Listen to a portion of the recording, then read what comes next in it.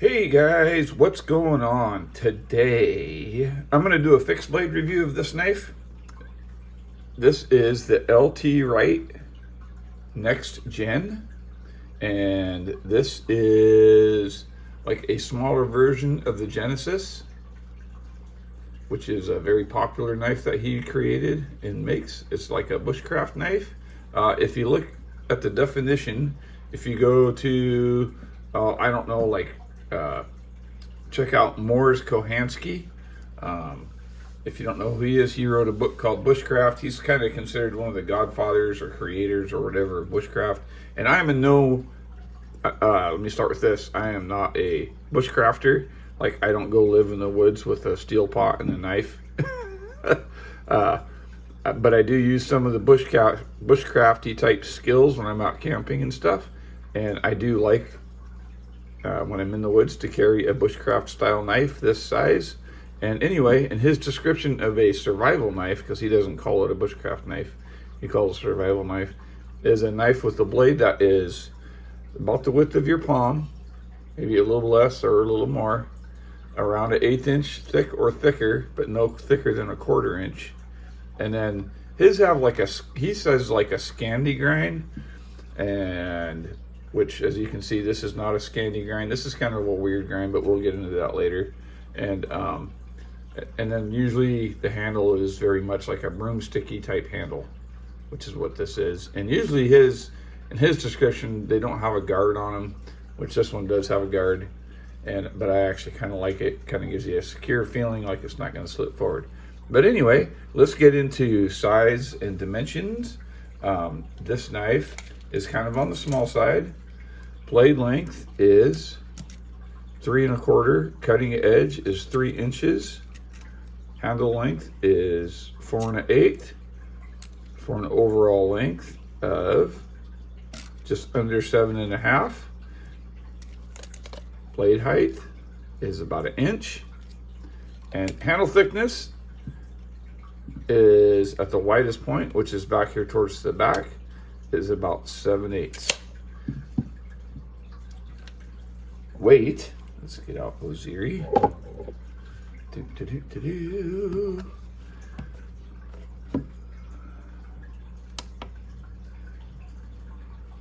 Is 4.94 ounces. So it's not super heavy. In the hand, it feels really good. Up to other knives, let's start with the usual. Next to the 4 Max Scout, you can see it is much smaller. Next to the Tough Light by Cold Steel, you can see it is bigger. And then let's compare it to some fixed blades. If you're kind of a bushcrafty guy and that's why you're watching this video, you probably know this knife. This is the more bushcraft. So you can see it is actually quite a bit smaller than the more bushcraft. And then this is the Mini Pendleton Hunter by Cold Steel, and you can see it is bigger than that. I love this little knife, by the way. This is a great little knife. Can't wait to do a review on it. So what do we got? Well, let's talk about sheath options. This knife does not come with a sheath when you buy it. I went this morning and looked on DLT Trading, which has a lot of his knives on there. And right now this one's out of stock, but that doesn't mean he won't be making more. And it could be available at other sites. I didn't go look at like Knives Ship Free and stuff like that. It might be on there. So if you want it, you can find it there. Sheath options. So you have to kind of buy your sheath. So when I got this knife, I bought it from Rob over at the Apostle P channel on one of his Thursday night sales, about 5 years ago. And I don't know who owned it before, but he had this sheath made for it. And this is Kydex. It's not a fold over, but it does have this. I don't know if this was a hand custom made or if this was a factory made, because it looks like it was made specifically for this knife. So I think it was custom made. Anyway, it has this ceramic sharpening stone on it, and then a leather dropper. So, and lots of screws. I suppose it has, you can tighten and loosen the tension on it with that screw right there. And so this is a pretty nice sheath. The only thing I don't like about Kydex is when you're walking through the woods and hitting limbs on it and stuff. So, but what I do like about Kydex is that if your knife gets wet, it's actually kind of better. It doesn't hold moisture, so it doesn't trap moisture in there like leather does. Although I just now noticed that this one doesn't have a drain hole. That's not good. So I'm probably going to end up drilling a hole in it like right there. Because where I live, when it rains, it rains. And it fits it really nice. And that's all the way loosened. So it's got a lot of wear to go. And then, like I said, I like the dropper. I like dropper sheaths. But I also like leather because it's quieter and kind of cut nicer, and it kind of looks cool, I think. And I also wanted a sheath that kind of held a sparky stick on it.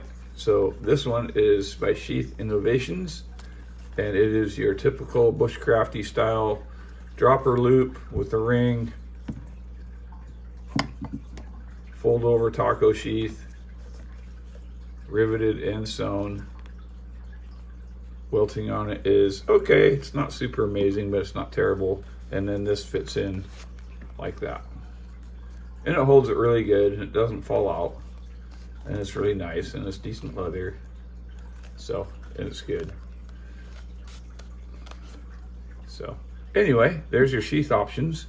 Let's talk about the knife. It has a kind of a tapered handle to it. It's a little bit wider at the back than it is at the front. So when you're gripping it and it's got that guard, it stays in your hand really nice, and it's very comfortable. There is no hot spots. It's just a round stick. Very nice. It does have exposed tang, which when it's cold out I wear gloves, so it doesn't bother me anyway.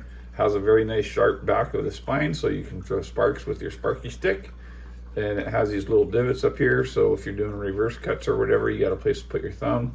Or if you're doing cuts like this, or you can pinch grip it like that. I've carved spoons with this knife before. I'm not a very good carver. I'm not going to show you any of the spoons because they're not great, but it carves really nice. It is kind of a full flat grind, although it is very thick at the tip, as you can see. So I mean, I would be not afraid to pry with this knife a little bit or whatever. It is A2 tool steel. Yes, A2, which is kind of a little tiny bit more stainless than 1095 and a little bit tougher. It's kind of similar to O1 tool steel. It sharpens and takes a really nice edge, as you can see.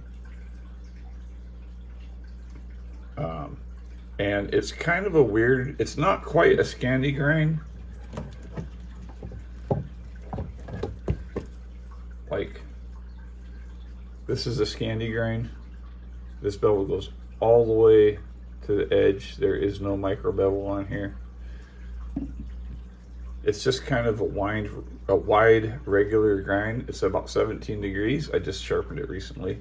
I think his idea was he wanted to make a nice wide bevel so it's a little bit easier to sharpen because you got more to write on. That's the one nice thing about a Scandi grind knife.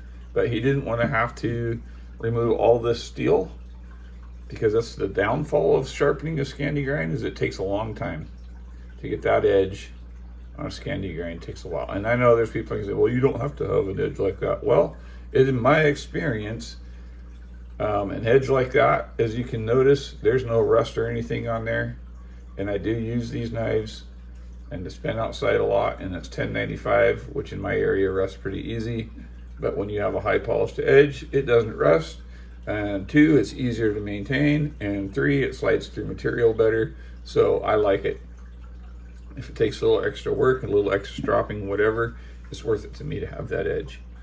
So there is the shiny edge argument and why I do it. So I think what he was trying to do here is have the same uses like you can get out of a Scandi grind, because it works a lot like a Scandi grind, but a little bit easier to maintain.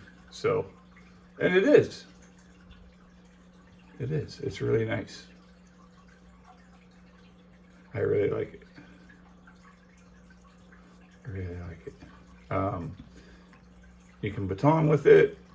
You can carve with it. You can do your feather sticking with it. You can spark a fire with it. It cuts really good. It's a great camp size knife, which is right up my alley. I'm probably not going to be doing a whole lot of hiking as much as I used to, but I do like the car camp. And as you can see,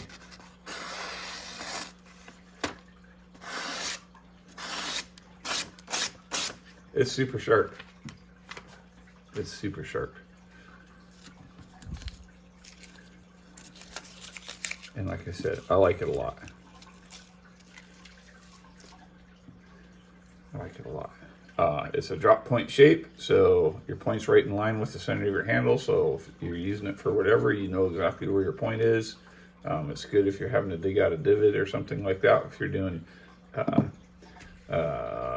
traditional fire making with a bow and a stick, which I don't do. For me, traditional fire making is pulling out one of these and a cotton ball with Vaseline on it and going and having a fire. So, and we'll probably do that in a video one of these days. So I really like this knife a lot. I knew it would be good. I love the small size. I know there's a lot of philosophies on bigger knife, you can do bigger tasks. I do carry an axe sometimes, so if I do have to do a lot of splitting and chopping, I got an axe for that. And I carry a saw and all that kind of stuff. But like I say, I'm not no bushcraft pro. It does have, you know, a little fit and finish issues with the pins right there. As you can see, they're not absolutely perfect, but there's no hot spots on them. They feel really good. You got your lanyard tube if you want to put a lanyard around your pinky or around your wrist. I like doing a pinky lanyard sometimes on some knives. So if it does slip, it doesn't fall very far. You're not going to drop it and lose it. And of course the handles are olive drab canvas micarta. And you can, if you can find this knife, from what I've seen price-wise, it usually runs for about $165, $145 to $165, which I think is a really good price for this knife, made in the United States at his factory. So really good. And each one of these knives is handmade, hand ground, or at least they used to be. I'm not sure anymore, but when this one was, it was. So anyway, there you go.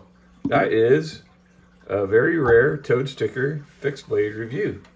So I hope you guys are having a good holiday. New Year's is coming. Get your family together, turn off the television, get out and enjoy the outdoors. Toad sticker out.